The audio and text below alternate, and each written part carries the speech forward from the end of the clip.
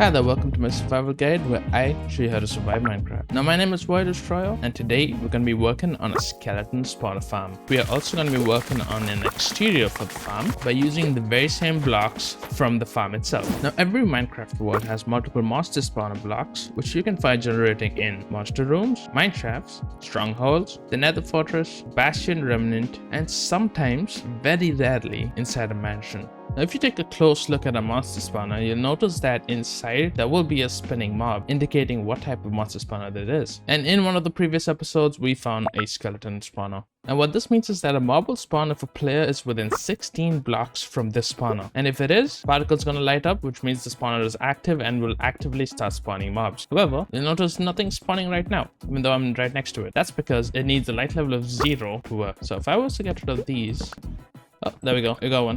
But we can pretty much disable a spawner by placing one torch either under it or to the side of the block or even above it. That works as well. Oh, and if you're wondering why it was so bright before, that's because I have a mod on. It's going to make it easier for you to watch the video. Oh, there's two of them now. Look at them fight each other. Who's going to win? I have my bets on that guy. No, I have my bets on this guy. Oh, I just killed him. Okay. Now you'll notice that the skeleton dropped two important things. Apart from the arrows in my body, they drop experience and bones. Now bones are a really good find because bone meal is a very useful item in the game. And if you're wondering why they had those fancy quivers on them, that's because I have the fresh animations resource pack installed, for which you'll need this mod, the entity model features and the entity texture features. Now additionally, they can spawn with armor, but that's not what I want right now. And you notice that they also drop XP. Fun fact, mining a spawner with a pickaxe actually gives you some XP, and I don't want to do that. It gives you like 14 to 15. It's not worth it, in my opinion. If you see a spawner, save a spawner. That's what I think you should do. Yeah. And it also can't be picked up, it can't be pushed. A spawner will stay where it is in the world unless you have some weird mod, but that's not vanilla anymore. And now I think it's time to build the farm. But first I'm going to gather some resources for this. So the first thing you want to get is a stone cutter. I'm thinking we use mossy cobblestone for this build, which means we're going to use some moss. Now fun fact, the easiest way to harvest moss is by making a 5x5 hole. So in the center, just place a moss block down, bone meal it once or twice, place your water bucket down on that same spot, get rid of it, and then mine your moss. And that's how you get a ton of moss blocks pretty easily. Now I'm just going to set up a temporary workstation right next to the farm. Pretty much all you need is just building blocks. I leave a proper list of materials you need right before we build the farm. And one of the blocks we need to make it a one-hit kill farm is soul sand. And we only need the one block. You can only find them in the nether or in ancient cities. Now I don't think I want to go and find an ancient city just yet. So I'm going to look for an obsidian, make a quick nether portal, and just head in and head out. Now if I remember correctly, we do have some obsidian at the base. Oh, 2 obsidian. Okay, I'm gonna search for a lava pool. I feel like that might be easier. From my experience, there's usually a lava pool in the savanna biome because it's so open, it's easier to find. A village, we already spotted that, I think, on second. Oh, there we go. What did I tell you? If you want to find a lava pool, just go to savanna biome. 99 times out of 100 that is. I just lost my boat, but yeah, there is a lava pool. Oh, another top tip, when you're mining obsidian, make sure you place some water down so you don't burn the item from lava underneath. No, the water. Oh, that village is not looking too good. Oh my god, another one. What in the world? Tried my best to save you guys' house. But anyway, lava pool again. What did I tell you? Savanna biomes. That's where you gotta go. And that should be enough. Okay, now that we got obsidian, you'll notice I've changed because I don't want to lose my stuff in case I do die. So I've got, you know, spare armor, iron armor, and I'm wearing golden boots just to avoid piglins. Now, much like the bee farm from last episode, we'll dwell into the nether when we're gonna do that episode. But for now, I'm just gonna build a temporary portal and then, oh, then boom. Now let's go get one soul sand. Ooh, this is an incredibly lucky spawn. Now in the nether, you can find soul sand in 3 places. When you're digging under the ground, in a soul sand biome, or on the edge of lava. Look, edge of lava. But that's pretty far away. Oh, perfect. Just the one. And we got our 1 soul sand. Now it's time to head out. And now after the nether, it's straight back into water. Because we need kelp. And I think 1's more than enough because we have a skeleton farm.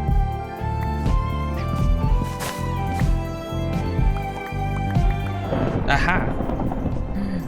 And that's why I have a lightning rod.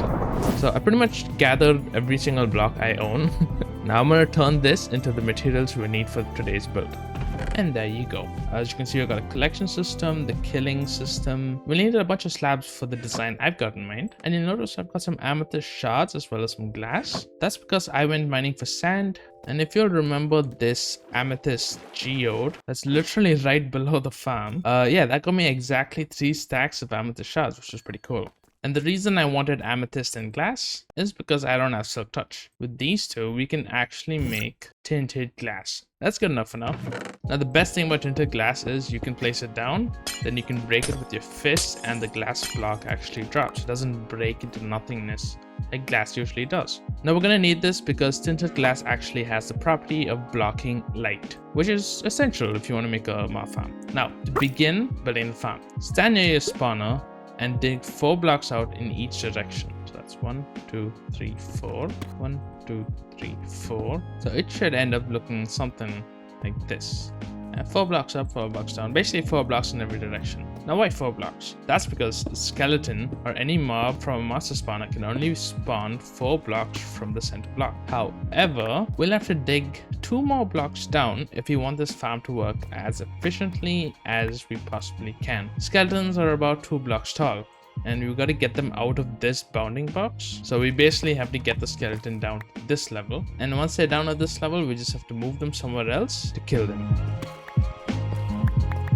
Now that that's done, the next step is completely optional, but you could replace every single block on the walls. I was actually going to, but now I don't want to do it because the whole wall is covered in deep state and I think it actually looks pretty cool. But I want to make this the front of the farm, and we're gonna have to break up the floor. We need a way to move them to a designated kill chamber, and the way to do that is by using water. Now here's where the slabs come in. So you want to leave the first row completely solid and then place bottom slabs. Remember, not the top half. You don't want to do this. You want to use bottom slabs on the floor for every other row.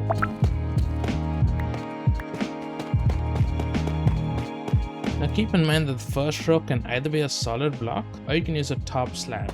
Like that. And as you can see, I've actually replaced the sides with tough blocks. I think it looks pretty cool. The next step before you want to do anything else is you want to get one of your slabs here, go up to the spawner, place a torch on the side if you place it on top. This is really important. Mobs can actually spawn on top of a spawner, so you want to place either a glass block, a leaf block, or a slab or a stair. Anything that's not a total block that mobs can spawn on. And just for uniformity, we're going to place 1 slab on the bottom. It doesn't really affect the farm, but you know, it looks okay. So now once you're done with the bottom layer, your next step is going to be placing water buckets on every alternate block. So that's the first block we place it on.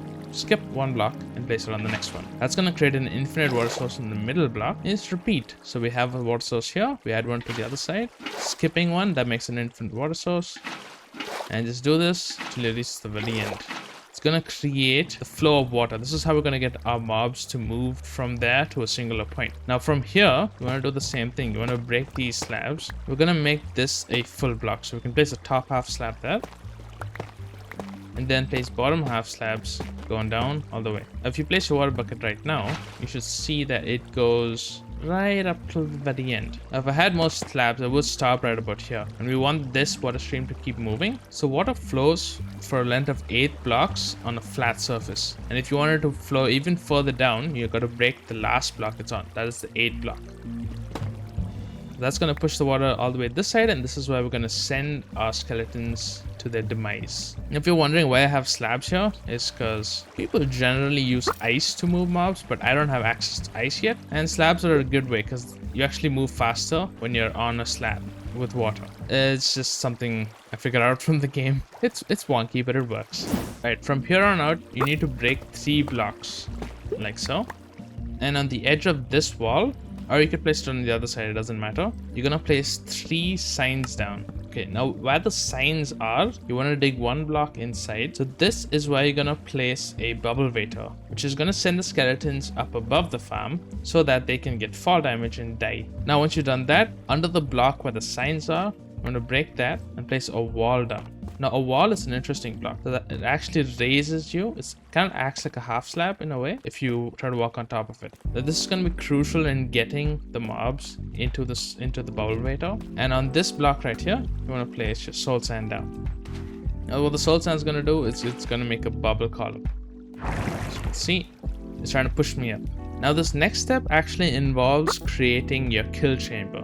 What is the kill chamber? The kill chamber is the place you kill your mobs. So all the mobs that spawn in here get moved into that bubble column, go up above, and land in the designated kill zone. I want my farm to face this way, so I want the mobs to drop down in here. So I'm just going to clear out a bit of an area right here so that we can get started on the next step. I've got like 4 durability, but I have completely mined out the front side. Also, I found diamonds. Now I have 4 durability and it does have unbreaking 1 on it, and I see 5 diamonds. You think my pickaxe is gonna survive? Let's find out. That's 1, 2, 3. Yeah, I can't mine anymore. Hey, got 3 diamonds. That gives me an idea. Cha-ching! New pickaxe. You'll see why I wanted to get tinted glass now. So I want to do this. Oh yeah, we've got the best view of the spawner. Best thing about tinted glass is I can have a torch right here, and if there are no torches on the other side, it's gonna be 0 darkness. Light is not gonna go through. That's why it's called tinted glass, in case you didn't know. I'm sure you know. Okay, now since we've got our bubble waiter in that place, I want those skeletons to go up all the way around and fall down right here. And for this, we actually need to go 22 blocks up from this block. Now if you want to know an easy way to do this, just hit F3, look at your Y coordinate. If you're at -11 like me, just add 22 to that. So I need to go to Y11 to reach 22 blocks. Now don't worry if you're scaffolding the blocks you just dug. The point of this is to find the block you want your mobs to fall down. Just place a torch here. Note the coordinates. So the easy way to do this is to actually just type it out. So hit F3, mark down your coordinates. So it's -420, 11 minus 3505. And then just start digging back down again. Hold up, wait a minute. I'm not perfect. I made a mistake. So the skeleton's gonna be on this level, right? So if you look at my Z coordinates on the bottom here, it's -3506. But I dug the kill chamber to -3505. It's not that big a deal, but if you want to make this easier for us, I'm gonna have to move our kill chamber back 1 block. So like there instead. Yeah, there we go, -3506. Now we do the same thing and we dig up to the same Y level as that drop chute up above there. Now before you do that, make sure you also have a few extra building blocks as well as some signs, and carry a water bucket with you. This is going to be important because we're going to set up the movement system right now. Now remember, we want to go to Y level 11 in this instance. You want to match the same Y level as your designated kill chamber. There we go.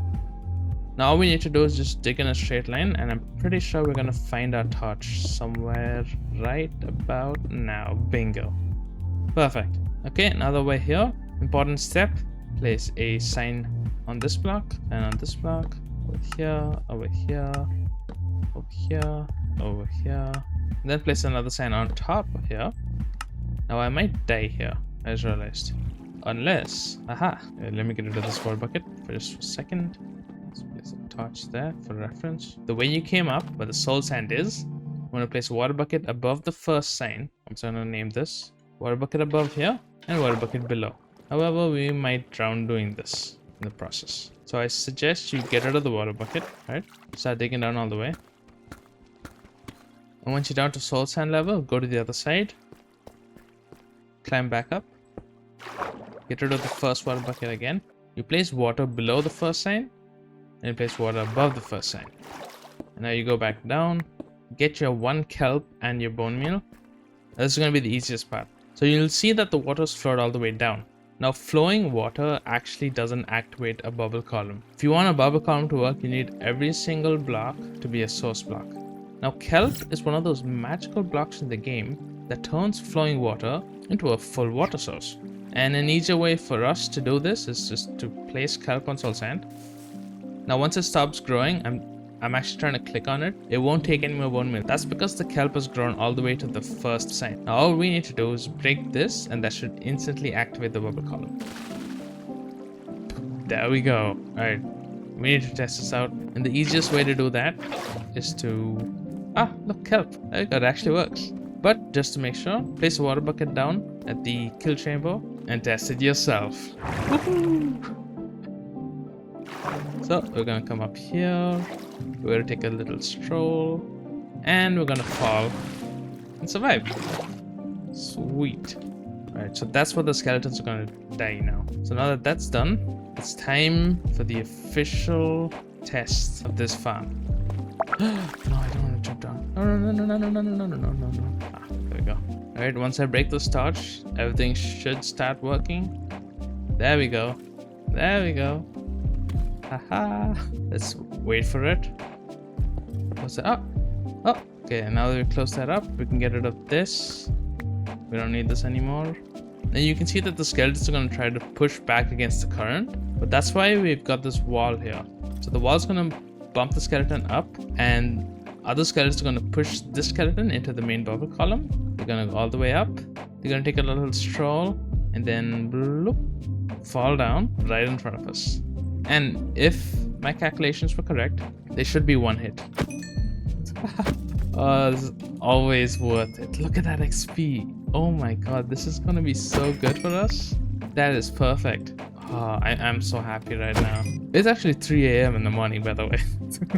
Now, why 22 blocks? So skeletons, zombies, and creepers have 12 hearts each. Each block they fall takes out half a heart. If they were to drop down 4 blocks, that's 2 hearts. And if they were to drop down 24 blocks, that's all 12 hearts. So they would die instantly upon fall. Now we're going 22 because we want them to survive so that we can kill them and get XP. Because XP drops only if a player actually kills that entity, or if the game registers it as a player kill.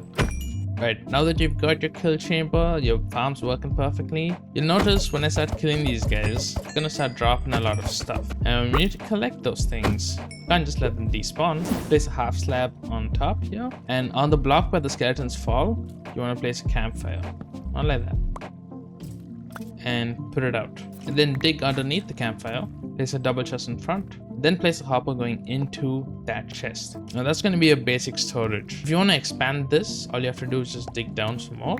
Place a second double chest down, but underneath that hopper. Then place a hopper pulling in the item from this chest into that chest. And you can pretty much do this until bedrock. And to actually access your items, just dig a hole, place 2 ladders, climb up the ladder, and place a trapdoor on top. And that's your storage, and this is your farm. Why the campfire wire? It's because if I don't want to actually kill these guys and get XP, if I just want to farm bones, all I have to do is light up that campfire with some flint and steel, and it's a fully automatic farm. I don't get XP, but I do get the items. Now to ensure the items stay in there, I'm just going to place another trapdoor and close that up. It kind of looks like a cozy fireplace if you ask me. Let's see. Oh, we already got a bunch of items. Look at that. Top tip, you can actually repair unenchanted bows by just placing 2 in a crafting grid. And within no time, we've got a fully functioning bow.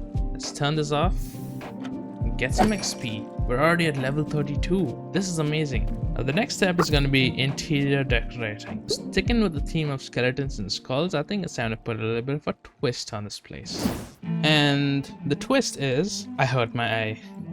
4 years ago, I made an episode on an SMP where I mentioned I hurt my eye, and I did the same thing again 4 years later.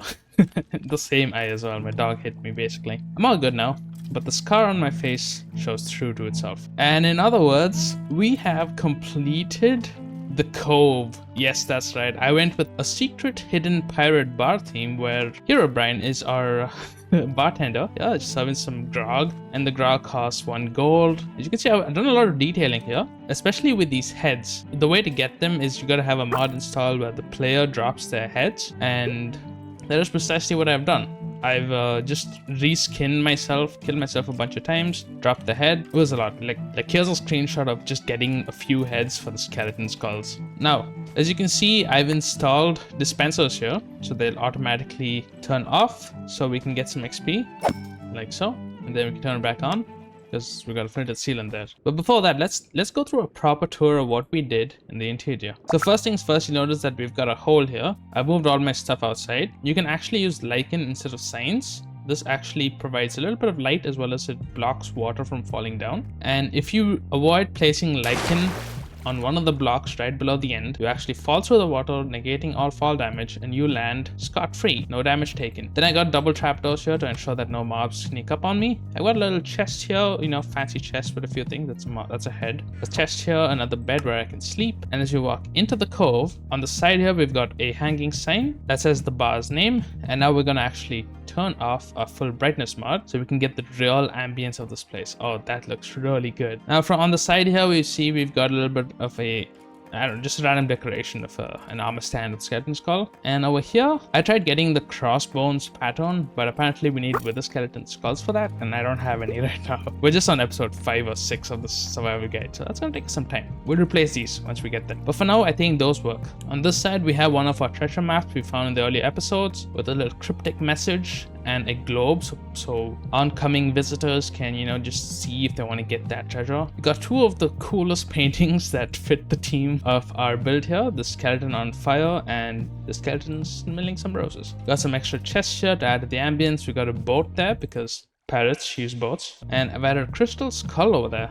Pretty cool. I like that skin. You'll notice that I've used the 3rd stage of copper, which is the weathered copper stairs. People can sit here, enjoy their drink, look at the spawner working, and it's got a music system over here. Play some music.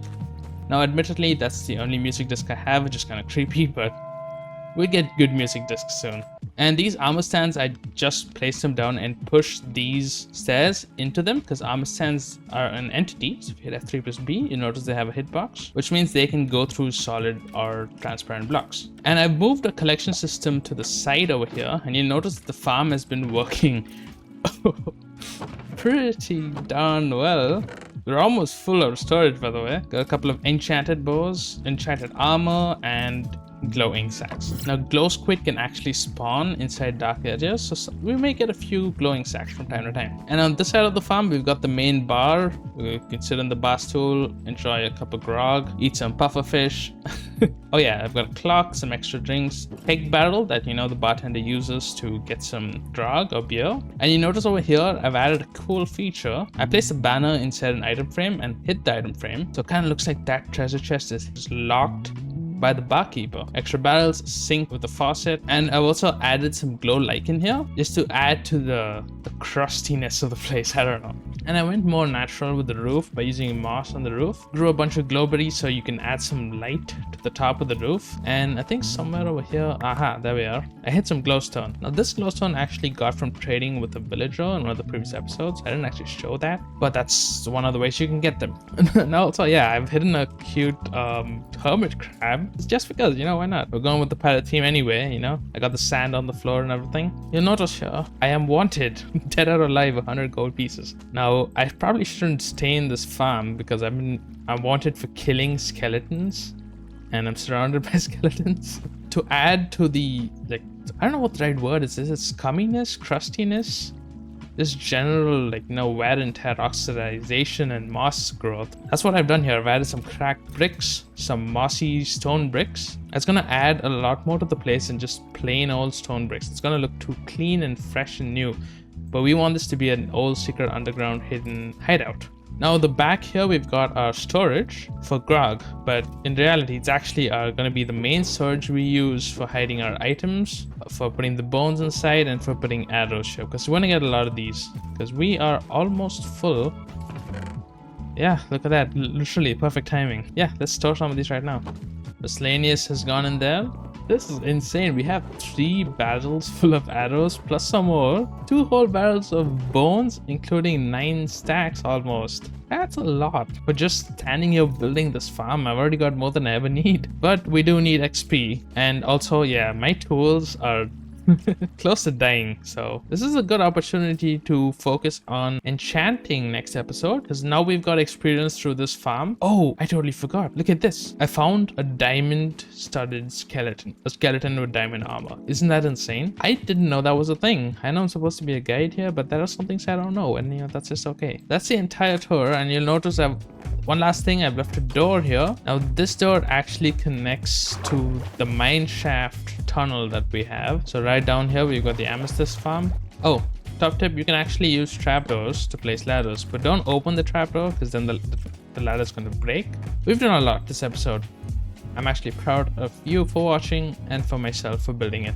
Now, if you want to see the entire build process, let me know and I'll upload it on my second channel where you can build along with me. We have to talk about a separate issue here. We've done the interior, we've done the farm. However, we're just out in the open like this, and that won't do. No, sir. Sticking with the theme, I'm going to build a gigantic skull. And to do this, we've got bone meal. I just need to farm up some extra black wool. As you can see, I've dyed the sheep over there. And for this design, I've got an idea to get some terracotta. Now I'm gonna do that off camera. So let's head straight into the time lapse.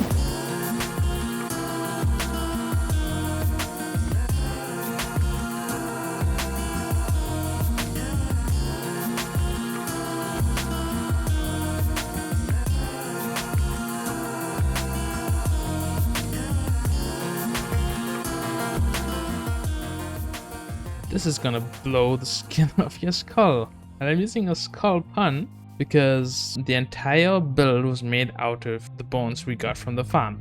As you can see, I had to go to the nether to get some quartz, as well as cook up some clay. Since we're living at a world body, it's easy to find clay in pools like these. So you just take these up, pop them in a furnace, and you get terracotta. And to get the red dye, I just bone mealed the ground a bunch of times, got some poppies, and turned that into bone meal. Now you'll also notice that all of my tools are pretty much on one durability, except for maybe this pickaxe. In the next episode, we are definitely gonna make use of our skeleton spawner farm by enchanting. Also, I have a chicken. Got any suggestions for a name? Let me know. I've used black wool for the inside of the skull to show how dark it is. It's kind of like the shadow of the skull. And I've actually added some moss to the side, so it indicates that it's been here for quite a few centuries almost, with a gigantic mushroom, for which we use the glazed terracotta blocks because I don't have silk touch with me, so I can't get mushroom blocks. Improvise. Now before we end today's episode, there's one last thing we need to do, and that is the comment of the day. So in episode 1, I got a comment from